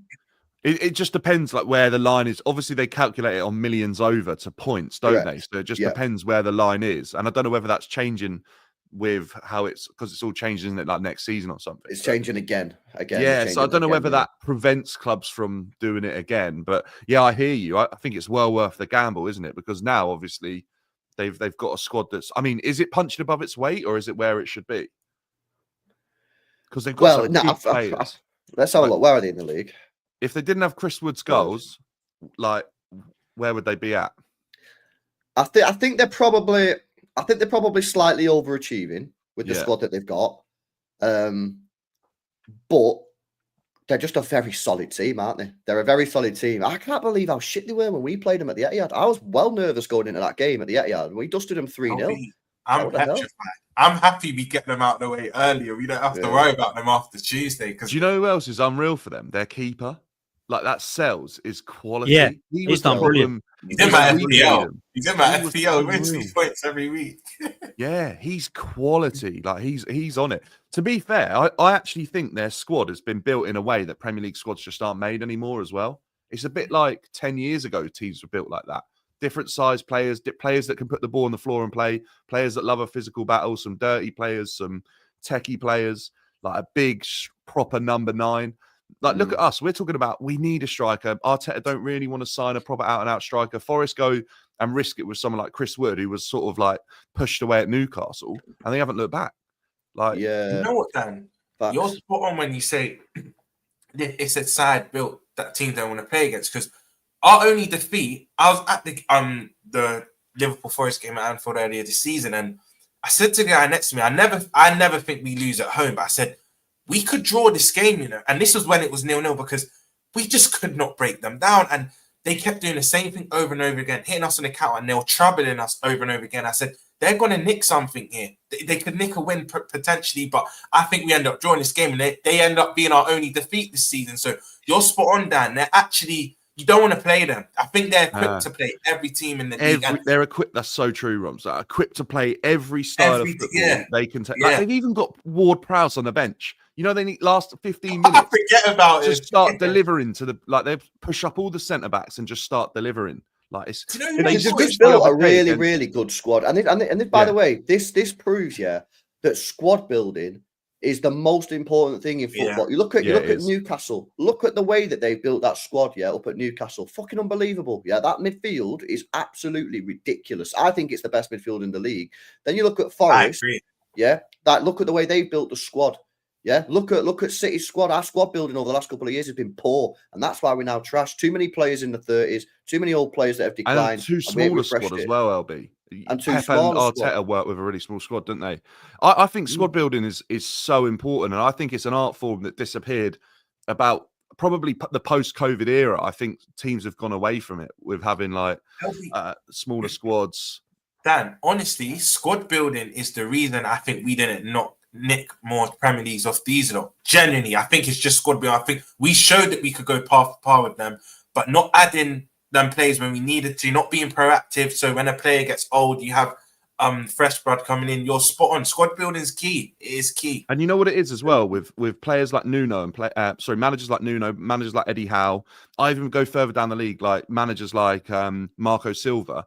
They're like pragmatic managers, and if they've got a squad that can do a bit of everything in game, they're happy to like switch it up. Whereas you get these system managers now that won't have a squad because they will only play one way, and they don't want a big number 9 because they'll never bring him on, or they don't want a number 10 who can come on and just be a bit techie with it because they're never going to play that way. Like I think this football's gone a little bit too far one way to be a little bit too systematic, a little bit too robotic. And actually, Forest are like reaping the rewards of, and so are Newcastle, because they're both in unreal form.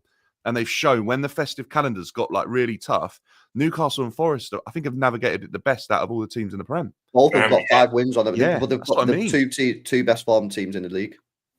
That's how good they. Picked up 12 out of 12, didn't they? Or both of them. Like the only 2 teams that have won the last 5 Premier League games is. And Forest Dan, you said a lot, didn't you, pre-season, how good you thought Newcastle would be, and they've kind of taken a bit to get going, but this is what we were all expecting without Europe. it was only really the 1 game a week thing for me because I don't think they've got the squad to compete in all 4. But I do think that Newcastle 1 game a week, and they've proven they can go on a run and they actually can get, to a cup final. Because let's be real, they're going to beat us. Like, in my opinion, now they've got to the final now. So I think for me, Newcastle could have a good season. And you know what? I hope they do. I know a lot of people think I love Newcastle. I don't love Newcastle. I respect the fact that they're a team and a fan base that I think have gone through hell under Mike Ashley. They're actually quite a passionate fan base. Great city, great stadium, great club that deserve silverware. That's the only thing I would say. And I'd rather see them win it or Forest win it than I would someone like Spurs or West Ham. That's all I'm saying. But I remember seeing them get relegated like about 10 years ago, playing flipping Plymouth at St James Park and still having 52k. Not exactly that. Exactly that. You know what I mean? They're proper. Gutierrez getting them promoted, like whipping his shirt off. Exactly, you finish like they're a proper club. Like I said, I think it will be a Liverpool Newcastle final. Of course, I want my club to win. But if Spurs miraculously knock us out, I'm Newcastle all the way. I still don't. I'm still Newcastle, and I bet Newcastle want Spurs, man, because they know they'll win it. Because Spurs don't win trophies, mate. You know what I'm saying? Yeah, then you can say the same. You can say the same about them. Both that'll be a mad final, isn't it? Newcastle versus Spurs. Because the winner is going to be fucking gas, and the loser is just going to be like, we're never going to win a trophy. We're never going to win a trophy, bro. Whoever loses that is just going to be like, we're done. We ain't never winning a trophy. It's crazy, man. And always wins in year 2. That's what he said, isn't it? Yeah, so. I do think though. I do think that Spurs needed a second goal, man. I just don't. He did well yesterday to get that result, though. Don't you think? Losing both his centre backs, Bent and Kerr. Like, I actually think Ange did well to get a result. They did. There. I just that think keeper as well. What a day! Yeah, he looked. Well, you know the one he flicked it up, didn't he? Like, fair play. No, I think how many really times well to get the win. How many times have you seen Spurs be in that situation and not manage it? Like, they actually managed it a bit yesterday and got through it. And I reckon it was because of the injuries and the players missing that they got through that. But they are just Spurs, Dan. They are just Spurs. That's it. They've got their hopes up now. They've got their hopes up. That's what you need. Watch your spot on, yeah. That's fine. Let me now ask you 3. Even if Spurs got the second, do you still think they would have knocked us out?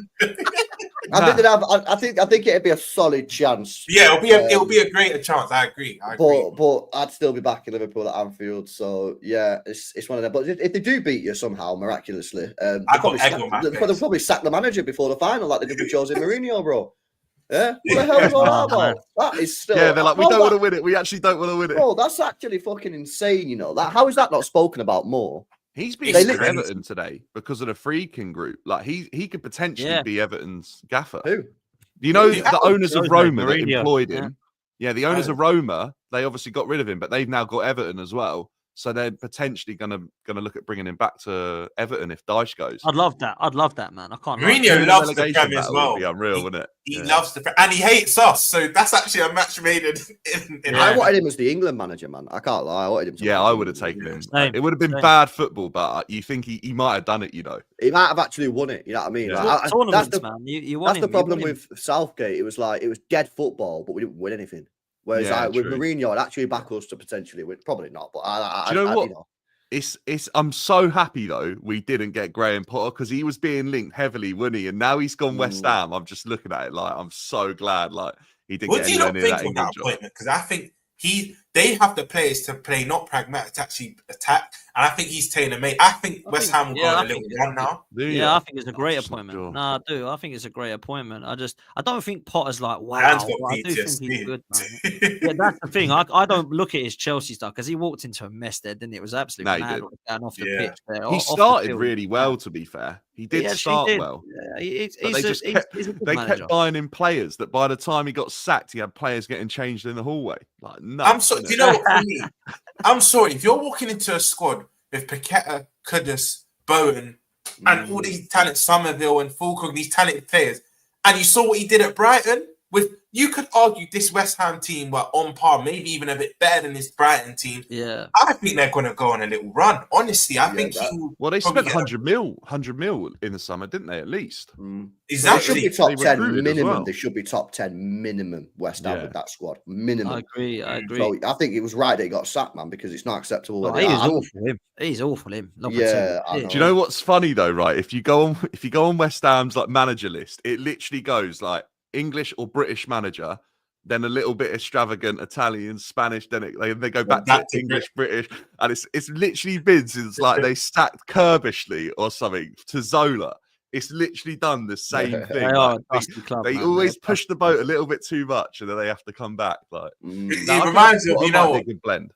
It reminds me of, let's go for it. Actually, let's come. Do you know what I mean? Every 2 years, they think the grass is greener, and then they realise it isn't, so they go back, and then like. That's What I love, though, I love West Ham, like, because West Ham hates Spurs, and it's funny because I hate Spurs as well, and obviously you do, Dan. But when it comes to it, like West Ham's like all-time Premier League 11. It's actually like really funny when they talk about the players to put in there, and like they're like Mikel Antonio's their best striker. Like, do you know, it's just a madness. Like you look at the players they've had, like it's so mad. But sometimes I see West Ham fans and they'll have like Ferdinand, Carrick, Joe Cole, and they put all these players in, but they do never really do much at their club. Yeah, and they're like, and they'll go like Mark Noble, and it's like, whoa, like you know what I mean? It's mad, bro. You guys have some mad hatred for West Ham, innit? Me and Nah, Ron really, just Kevin. I don't mind them. I don't mind them either, bro. West Ham Chester, mate. That's what it is. I just think it's funny. They just made me laugh. I don't hate on them. I just think they're quite a funny club. Like they believe they should be like respected when they don't do anything. Do you know what I mean? It'd be like, you know what it stems from, right? That my uncles always tell me. They say there's a saying, West Ham won the World Cup. So I think the fact it stems from there, they think they're like, they have this entitlement. Do you know what I mean? Yeah. And you need to remember, though, they did win the Conference League a couple of seasons ago. That is massive. So they're going to kind of have that air of entitlement, like, no, we should be doing better. So I kind of hear it. I will never slander West Ham, man. You know what I mean? West Ham, Chester City, innit? You know what I mean? We'll be there. We'll be there. It's embarrassing. That's what it is. Embarrassing. All right, boys. Anything else you guys wanted to speak about? Any news that you've seen other than what we spoke about? No? Nah, we ain't signing anyone. You're not signing anyone. We're not signing anyone. That's what I'm going to say. Dan, are you signing anyone? Maybe. I actually think maybe. Maybe it'll be a slow burner, but I think a couple of weeks' time we might actually have something. Okay. Roms, do you still think it's going to be the busiest transfer window on record? Because that was what you were saying, isn't it? I've got egg on my face now. I thought all of the clubs. I needed to remember who my owners are. No, I think you lot and City will keep it a bit busy, but it won't be anymore. I think clubs are they're scared. They're towing the line with PSR and whatnot. And yeah, I think like Pot said, it's kind of dead, isn't it? Say again? PSR, I think it's a bit dead. I wish PSR like didn't like stop the January transfer window, because I used to love mid-season additions, like just freshen it up a bit. Yeah, PSR is just fucking boring, isn't it, man? Like it just ruins it, man. Like it gives owners the excuse not to spend money, bro. What I would say, you lot, do you think there's any giant killing this? Because I think Tamworth knock out Spurs. I'm going to say it now. I genuinely believe Tamworth. I love it, man. I love it. Imagine. I think they knock out Spurs. But wait, who do you have, LB? We got Salford at home. Oh, that's Gary. That's the class of 92's club. Oh, that's a game, actually. That's a tasty game. Well, you know what? That's BBC. Can I just say, is that on BBC? I wish all three of you best luck. I wish all three of you best of luck against Morecambe, Accrington, and Salford. While I have to prepare for bloody Amrim's Man United in the bloody third round. Mate, I was saying to the chat last night, bro. If you get beat off United, bro, it's gonna go off. Ain't gonna be good, man. Yeah. Do you know what? Quickly, Potts. Do you think you win that? Because if you look at your league game. First half, I think they were amazing. You lot couldn't break them down. And if we're being honest, you beat them off set pieces. Nothing wrong. You still got the 3 points, but you beat them off set pieces. If Amorim and the back of his Anfield performance, their tails are up. Their tails are actually up. Do you think you knocked them out? Is there a replay, by the way? Is it one-off? I've got to be real. I don't think we beat either. I don't think we beat Spurs or Man United in the next two. I don't think we do. Spurs? Yeah, I don't think we beat either. Mate, that really, happens, I think oh my God. Toxic in your I don't think we do. I think we draw. I think we draw against Spurs. I think we draw against Spurs, and I think we'll lose to United. Is there replays? There's replays. Is there replays in the FA Cup? There is, right? Sure, there is. No replay. I think they got rid of them. I think they got rid of replays. Oh, there's no replay. So yeah. Wait, they're saying straight to pens. Yeah, not even straight to pens. I think we lose to United and draw to Spurs. I hate to say it, but that's what I think. I just Bro, not if playing you well if, enough. if you man. lose to United this Sunday, bro, I'm there Sunday night, AFTV, Dan Potts, League Honor. Yeah, I'm watching them all, bro, because it's gonna go off. Apart from And Julian, we who'll are probably be like, it's Champions okay. League level when it comes to social media and YouTube. Arsenal, they are the elite level Champions League club. They always have been. It's not the one you want, man. You For are the merch, Real Madrid of yeah, YouTube channel. for merch or elite level like content, it's Arsenal Champions League level, mate. But Wait, so you lot don't see any Jack? Because come on, it's the FA Cup. There's always a third round big exit. I mean, Chelsea are in poor form, and we're going to play players that like probably don't really care. is it at about being in Morecambe, the club. Dan, or is it at Stamford Nah, Bridge? it's at the bridge. Come you'll on, beat get them. out of here, man. I Let me have think a look at Salford. I think Salford will be all right, but I don't know about the other. Do you know what? There might not be giant killing this round, but probably then again, you don't call me crazy. Imagine If Salford it's beat going them, straight to pens, I think Spurs get knocked out. I genuinely think Tamworth's doing. I'm gonna stick a cheeky tenner on it. The odds are good. Wait, Ian Rush has got to be at that game for Accrington Stanley, isn't he? Yeah, he has to. He'll be in a box or something. He has to. Oh man, Yeah. I'd love I to don't see. see I'd love to see Bromley Salford New come and take as over well. Man City. Man. That's That'd be massive. hilarious. Yeah, I don't. That's I don't Wait, what see about anything. Wait, has Louis Barry been recalled or not? Because he's flying at Stockport. I don't know if any of you remember him, but he was like the first The British Villa academy player. youngster. Louis Yeah, Barry. he went to Barcelona and then come back and but he's been flying this season at Stockport. But I don't know if they recalled him. But You know you what lot the just ti- love the you know FA what the Cup. tie is, yeah. You know what I the love biggest this competition. The I actually I love love it. the FA Cup, man. You know the best Yeah. tie no one's spoken about is Millwall, Dagenham, and Redbridge. How mental is that going to be? Is that a rivalry, Dan? Yeah, man. Yeah, Yeah, because Millwall, they're not isn't too it? far. Yeah, they're not They're far. not too far, innit? That's like the Yeah. closest to Millwall, West Ham you can get. Yeah. Like, Is that's, it? Yeah. yeah, Yeah, man. that's Millwall, Dagenham, Redbridge. Oh, My that mate's one a Dagenham Red fan, my mate, and he was like, "Get in, Millwall, yeah." He's going mental, mate. I was like, "Oh, wow, okay." No way, that's crazy. That's on TV by the looks of it as well. Monday, 7:30. That'd be Decent. class. Yeah, that would. that'd be You quality. watch it kick off, man. Watch it kick Yeah. off. I bet you West Ham turn up as well. Any money? Well, that's what I was going to say. Well, probably go down as Dagenham fans, wouldn't they? The West Ham ones. 100%, man. Yeah, I was going to. Well, that's I what they're hope saying. Dagenham win. Salford I are doing hope to Dagenham City. win. United fans are going to turn up with Salford reckon? fans. Yeah, 100%. because Gary they've Neville will apparently be there. Yeah, Bro, they've Nicky sold Butt. Is 6,000 Nicky Butt tickets. CEO now? I think Nicky Butt will be there, I wouldn't think he? so. He loves They've it. sold 6,000 tickets, but they only get like 2,000 in the stadium, so they reckon it's just like pure United fans. It will be, man. It will That's be. what happens, isn't it? Like, Yeah. round here, you get City and United fans going Oldham, Stockport, fucking all these clubs. It's the same, obviously, down there, isn't it? You know what I mean? It's just so it is what it is, man. You can tell they're trying to get away with this competition potentially in the near future, though, because if they get rid of replays, that was part of the FA Cup, man. Getting a replay, like, it's so mad. I was Imagine, going like, to say you're that. Have any of these smaller teams got a draw at home against the big teams, or are they all away? Other than Tamworth, that's Tamworth. it, I think. Tamworth, right? Because I wondered if they got rid of replays, but if a team that was small got a big team, they automatically played it and got more money. That's what I wondered. Like, if because it's you not fair for them financially, is it?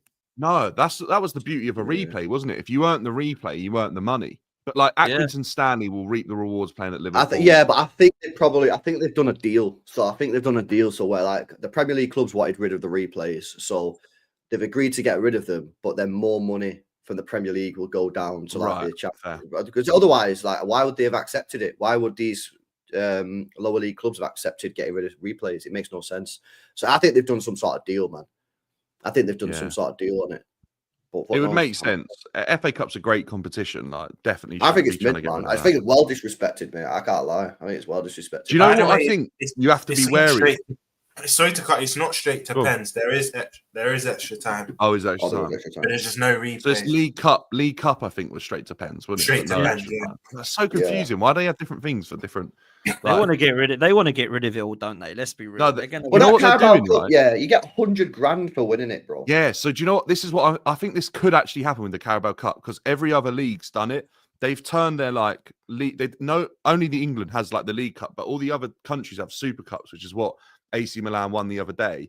They've got like the top 4 teams have like a tournament in that sort of winter break in Saudi Arabia, and they're earning like millions from it. And I actually have a theory that might happen. They might scrap the League Cup. That will happen. That will happen. So They'll watch get rid of out the for League that. Cup. And Because then Yeah, but then Anything- what? So next year, anything- France are doing it. They're bringing it in. Spain and Italy already do it. And it's the money isn't 100 grand. It's like millions. So it's worth it. there you go. That's what'll happen. Yeah, I don't And the, think- anything I like don't that. think final France is actually in got the, do you remember the shipping container stadium in Qatar? Oh, Do you shit. remember that? Yeah. That's where they held the final. Yeah. Wow. So they still got that one. So what happens with Nah. what's happened? So the League Cup's just completely deleted then? They'll just get I rid of think it. that might happen. Yeah. I got a theory.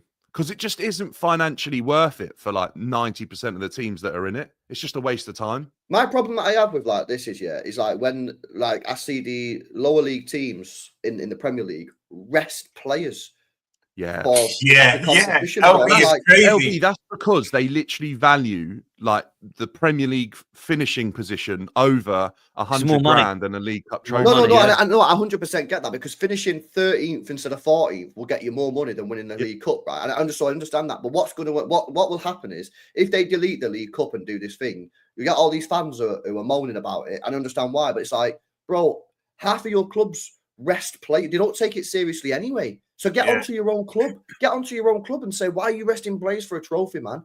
And they'll say, it's just all about the cash, innit? Do you know what I mean? It's just mad, bro. Like they don't take it seriously because you only get 100 grand. You get more And do you money know for what? Even- drawing a Champions League game than you do for winning the Carabao Cup. But even like the championship teams, they're earning more money now than what the League Cup is even worth it to them. Like they're bringing, and even like Birmingham, didn't they sign a player in the summer for like 13 million or something? Yeah. Like they're earning. Did you see the guy? There's a guy in non-league football that's just gone for an absolute bomb. It's like breaking the record transfer in non-league football. Like the money in English football is now like starting to Did go he go down to the pyramid. Wigan? Yeah, Did he go to York. Wigan? I think York. It's I York know City there or was- something. It was there was a transfer quite a for lot. Yeah. But even like Sunderland, they're getting this Enzo Lefebvre from Roma, who I literally just see signed it for this Roma morning. for 20 million in the summer. And now he's going, that's it, Jay Stansfield's the Birmingham guy. But yeah, they're going to they're going to get him on loan because he knows the manager. That's like a 20 million pound player. Do you know how crazy that signing is? Because he was linked to a lot of big European clubs, and he's going to Sunderland are a big club. He's I know they're in meant the to be Championship. unreal. Like, but he got a move, I think, to like Rennes or something for 20 million. Then a season later, he got a 20 million pound move to Roma, and then now he's going Sunderland.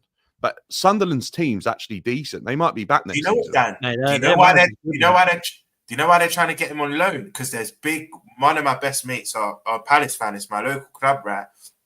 They're looking at Joe Bellingham for I think 20 to 25 million. So I think they're trying to replace him quickly because the talk of the town is in Palace fans that they're going to get Job over the line. It might take a few weeks. I think by the end of the window, you'll see Bellingham's little brother in the Palace. Palace are going for Bellingham, but they're also going for that.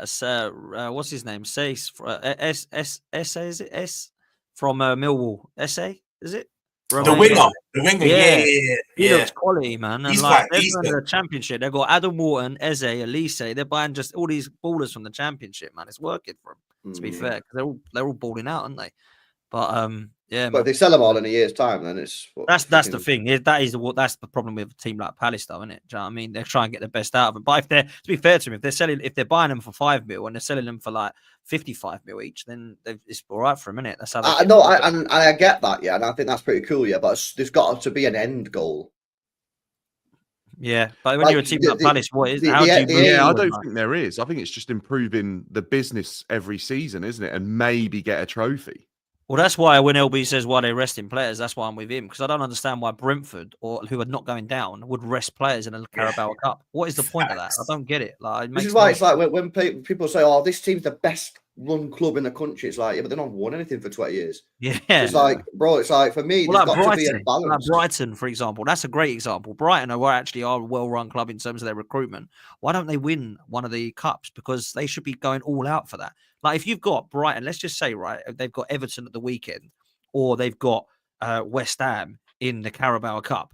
You take the Carabao Cup against West Ham, just lose the game to Everton. Well, they got knocked out against United, didn't they, a couple of years ago in the semi-final? I think it was on penalties, actually. Did they get knocked out on penalties? And they actually there was And actually you the know better what? team. You beat them in the final as well, LB. I can't remember Right. what final or semi-final. Right, you beat them in a semi-final or final, one of the domestic cups.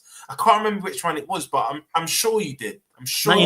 Man United did 2 years ago, didn't they? I don't remember a final. United beat them in a semi-final. It might have been a semi. It might have been a semi, but I remember you beating Brighton in a semi or a final Yeah, Ibrahim says it. Yeah, FA Cup 2019. 2019. I think My you memory's did. trash. But it's funny you say that, Potts, because we knocked out Brighton in the League Cup this season, and they played a strong team, but they could have went stronger. They still made at least 3-4 changes. They fucking beat us last year in the Carabao Cup. Brighton did at the Emirates. Funny enough, another team to beat us at the Emirates in a cup game. Our cup record, by the way, just last year is absolutely abysmal under Arteta. Brighton's a bit of a team for Absolutely you, Dan, as well, isn't it? They get some results against you, a couple of draws. Yeah, That's your bogey bogey team. Bogey team, yeah. Newcastle are as well, it seems. I think Ty jinxed you when he said they're cheats, innit? He called Mopar cheaters. Did you see Brighton Ty? cheats, Did you see yeah. Ty going? Oh, at it? he goes up to the camera, isn't it? Yeah. That was Your mum mad, watched. wasn't it? What was he doing?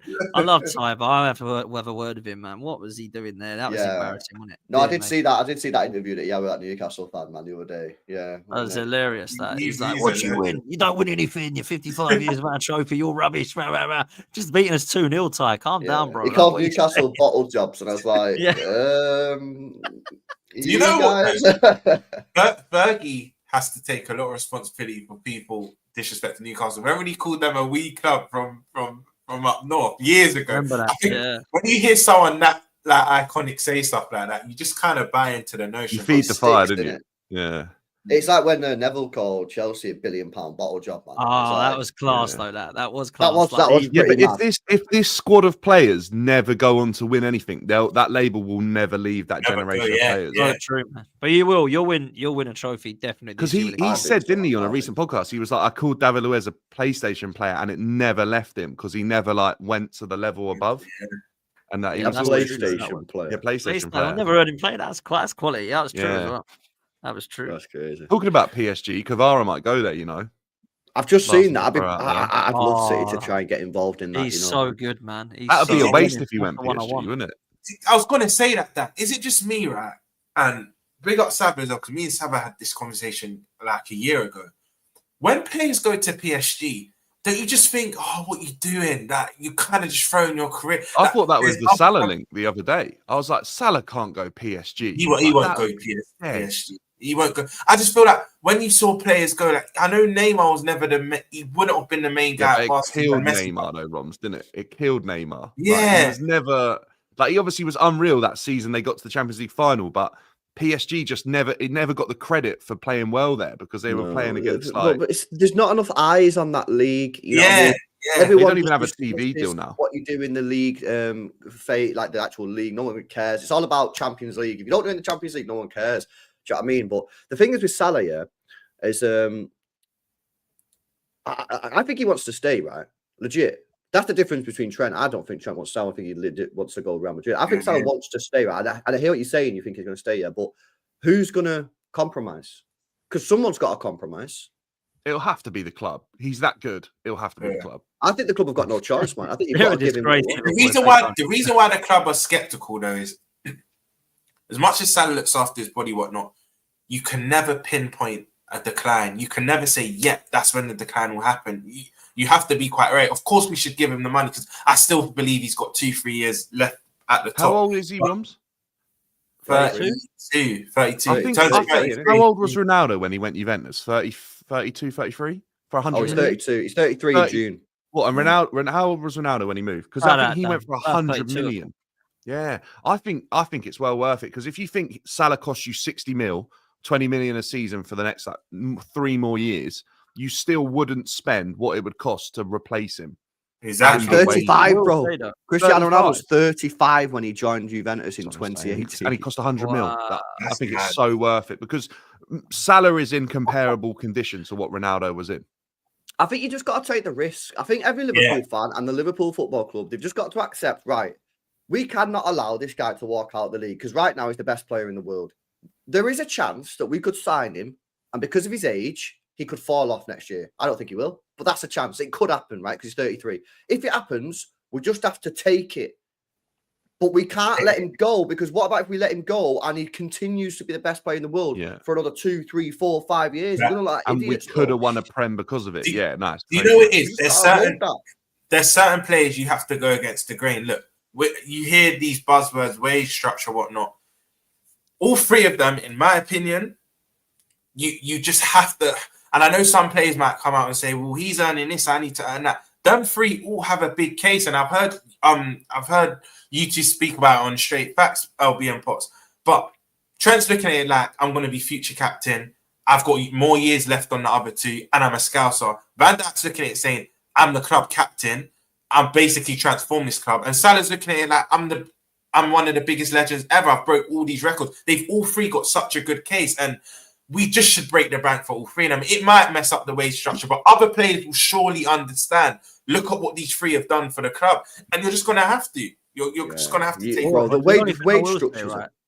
With the this is no comparison to Salah, right? These two players I'm about to mention at Arsenal, but when we did it with Ozil and Aubameyang, mate, it was the worst decision we ever made, really, because we put them on these ridiculous wages and they both declined. So I can understand why they would potentially have a question mark, but they weren't at nowhere near the level of what Salah's doing now, to be fair. So I think Salah's mainly looking for a 3-year contract extension. I think if it say Salah was like, I want 400 grand a week for a year. Liverpool give it him. But what these players want, because this is what Gundogan wanted, they don't want a 1-year contract. They want 2, 3, 4-year contracts because they want the guaranteed cash. So I think what's going on is, I think they're not that far away in the money. I just think Salah wants a 3-year contract and Liverpool are only saying 1 or 2 and Salah's like, I want 3. But do you know what? Do you know what makes me so confident out of the 3 that he stays? Because all of this banter with Karl going back and forth and that, if he was really leaving, I don't think he would be doing. I could be wrong, but if he was really leaving, I don't think he'll be doing this pantomime stuff. But the fact he's having fun with it and whatnot, I think he knows that agreement will eventually be. Well, you could be right. I could be wrong. But the only other thing that I would say is maybe he's just putting it all out there. So then, if he does leave, Liverpool fans know that he legit did want to stay. I think he's protecting his image. I think you're right. I think he's protecting his image. But I don't mean I don't think he wants to stay. I think he wants the cash. Yeah. But I think the reason he's doing this is he's putting it out there saying, I want to stay. This is what I want. And the club are not giving it me. So if I leave at the end of the season, don't cry at me, cry at the club because I actually want to be here. Whereas Trent's doing the opposite, innit? Trent's clearly doesn't want to be there. He wants to go Real Madrid. And now you see Liverpool fans getting on to Trent because he wants to get off. And Van Dijk's just in the background looking at it going, you used to it. Fucking. I'm trying to keep this squad going. Try to win a Premier League. And use the both shot for Nesta Football Club, man. Do you know, a question for you three, though, that honest, I don't think Salah leaves. I think he signs at the end of the month. I think we'll announce I said that around Christmas time. This not happened. So what do I know? But let's say he does leave and he actually leaves at the end of the season. Where do you three think he actually goes? Because for me, he doesn't go Saudi just yet. His mentality, do you reckon? Yeah, Van Dijk? Nah. No, not Van Dijk. Salah. Yeah. Why not? Honestly, if they get him on a free, I just think it's no-brainer. You imagine Mbappe, Vinicius, Salah.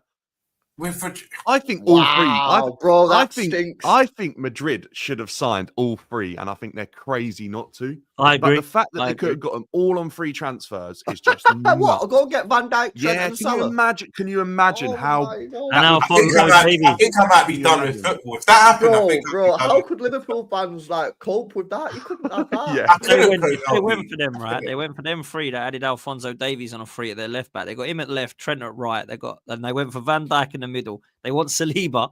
They get Salah on a 3. It's just mad. Man, I didn't think of that because Rodrigo's always been flirting. He wants to stay, but Real Madrid don't rate him how they should, in my opinion. I think he's an absolute baller. But you know he's going to leave in the next year or 2, right? But when you deep it, Salah, even if it's for 2 years, you still know he's one of the best in the world. Him on the right, Mbappe and Vinny can interchange. Let's be honest. I know Mbappe wants the left, but I didn't look at it like that. Do you realistically think if he leaves, he'll probably go there? I don't think he'll go PSG. I think he'll go Saudi. They could probably sell. They could probably sell Rodrigo for 100 million, and you get Salah on a 3. You could sell Rodrigo and probably one other player who, like Tchouameni, who's not getting in the team at the moment, and raise enough money for all their wages, and it'd be a free transfer, signing on fees, and wages would be covered. Honestly, I think it would have been a no-brainer. As long as they don't have enough to sign Saliba, I don't care, man. That's what Van Dijk could still play in that team defensively. There's no doubt about it. Trent would ball out, and you know what? I should not ask the question. Can we stop speaking about I real talk. I think all 3 of them could stay. I think 2 of them definitely stay. And I don't think Trent's staying at all. Trent doesn't stay. Trent's the big question mark. Yeah. If Trent was going to stay, I think Trent would have said something, I think Trent would have said something or done something on social media. He did that though, didn't he? He did do that. Yeah, but bro, that's That's the LB's got a point. The fact that other 2 have spoken out and said they love the club. Yeah.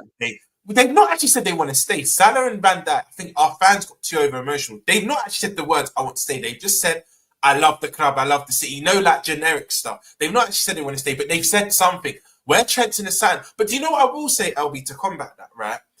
If Trent comes out and says, "Look, I want to stay and whatnot," and still leaves, he's a traitor. If Trent doesn't say anything, he still gets people onto him. It's like he can't really win. So I agree. I feel a bit sorry for Trent in that respect, bro. I think the way that some Liverpool fans treat him, in my opinion, is wrong. Like at the end of the day, they're like washing their hands of him, and he's a legend. Bro, at the end of the day, he is a legend. Your club has allowed his contract to be run down. Facts. Yeah? You knew the contract situation last year. You knew it the year before that. Do you know what I mean? I'm not having it personally that Trent has not told Liverpool that he don't.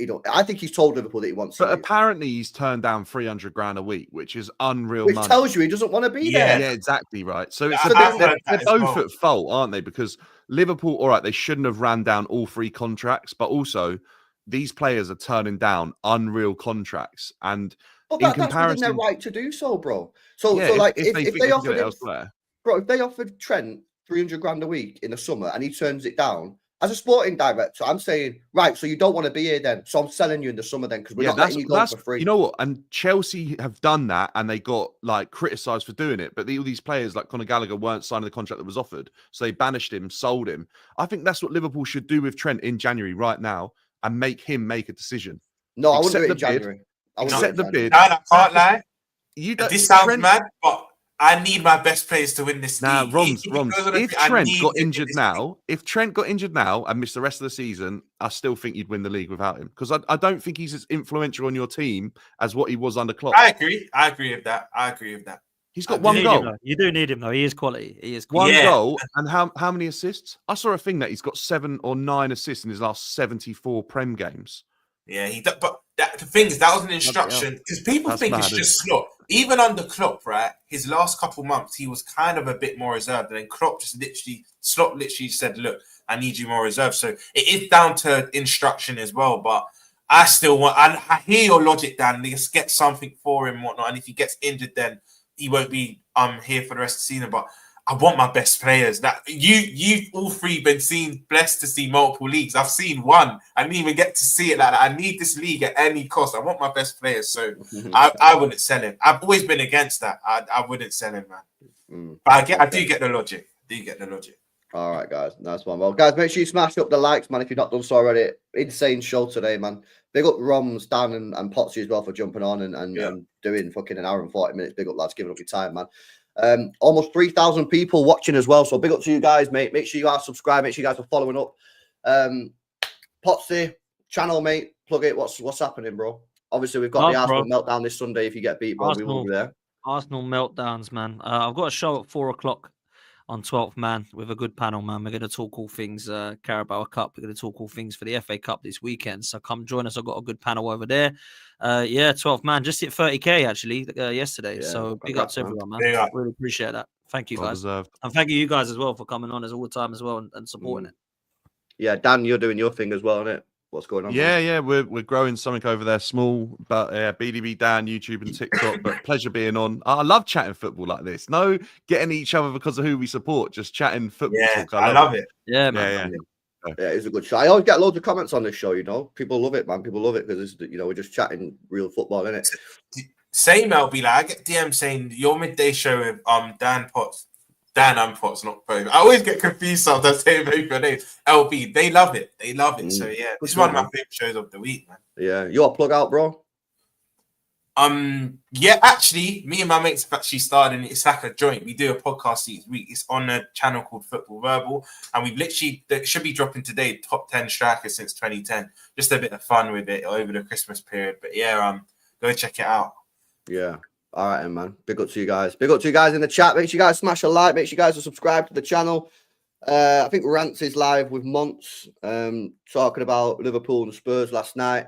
So we'll redirect over there. Spam LB raid in the chat. I'll probably be live later on tonight. I don't know what I'm doing, but yeah, we'll be live later on, man. So make sure you guys are subscribed. And we'll catch you in the next one. Peace out.